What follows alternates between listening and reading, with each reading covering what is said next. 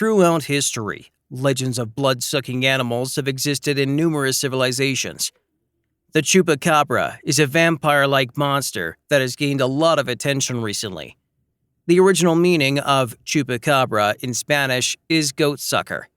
For more than 50 years, cryptozoologists in North and South America have been baffled by this monster. This is one well-traveled beast with sightings in Puerto Rico, Brazil, Chile, Mexico, and the United States. The Chupacabra, an abnormality since the early 1950s, was at its peak of renown in the 1990s, even exceeding such perennial favorites as Nessie and Bigfoot. We'll explore El Chupacabra's folklore as well as several stories of sightings and events. The mythological beast is typically depicted as having gray, scaly skin, a high ridge on its back, and vicious fangs. While these characteristics might characterize an unknown species, they do resemble the look of some wild animals with severe instances of mange, a condition caused by mite infestation. These animals are usually coyotes, Canis latrans, or, less frequently, raccoons. Procyon loader. With a severe form of this illness, the high ridge is caused by rough guard hairs. The scales are caused by boring mites, and the gray is the coyote's natural skin color. Excessive analysis of dentition and other anatomical features show that this is the species seen. Reported Chupacabra killings and events always include livestock kills and dead domestic animals with telltale puncture marks on their necks. A bloodthirsty vampire beast prowls the night. The victim's owners initially believed the Chupacabra was a half-human, half-vampire beast. The victims, which are mostly goats and poultry, are allegedly drained of all their blood, but otherwise unharmed. There is frequently no additional indication of a fight or attack. Only 2 or 3 puncture holes in the animal's neck, almost large enough to accept a human finger. El Chupacabra stories originally arose in Puerto Rico in March 1995. When dead, blood-drained goats began to appear, according to Radford.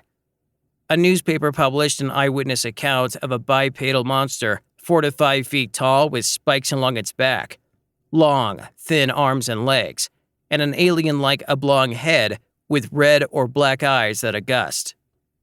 This image became connected with El Chupacabra, and sightings of similar monsters began to appear throughout the Caribbean, Latin America, Mexico, and Florida. Madeline Tolentino, the lady who initially saw the capture, provided an eyewitness account that became the foundation for the world's most renowned drawings of the Chupacabra. Around 30 people in Canavadas claimed to have seen the Chupacabra. It wasn't until November 19, 1995, that an eyewitness provided a thorough account of the Chupacabra. The creature struck again on that autumn night in Puerto Rico. Farmers awakened to a shocking scene: scores of turkeys, rabbits, goats, cats, dogs, horses, and cows, all dead, for no apparent reason, just the enigmatic marks left by blood-draining chupacabras. A shocked resident in the north-central city of Caguas, however, captured the world's first short view of the goat sucker. The creature, described as having large red eyes and hairy limbs, allegedly entered into the house's bedroom through a window, tore apart a child's teddy bear, and then vanished, leaving a puddle of slime and a solitary chunk of putrid flesh on the ledge. By the end of 1995, chupacabras had been blamed for more than 1,000 mysterious animal deaths, all resulting from blood loss through one or more puncture wounds. In that time, several more eyewitnesses came forward, consistently describing the creature as being monkey-like but having no tail. There's also a police video of a chupacabra. It's a video filmed by 2 police officers in August 2008 in DeWitt County, Texas. The video shows a canine-like animal trotting alongside the road. The animal in the video lacks hair and has a large snout and pointy ears. It's conceivable the animal is a mange-infected coyote or another canine. In Hood County, Texas, local animal control authorities shot to death a purported chupacabra in July 2010. Scientists at Texas A&M University examined it and discovered it to be a coyote dog mix with mange and internal parasites. Mange is a contagious cutaneous condition caused by parasitic mites that is mostly encountered in domesticated animals.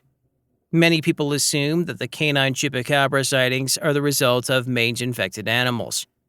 Others say the reptile Chupacabra is an extraterrestrial.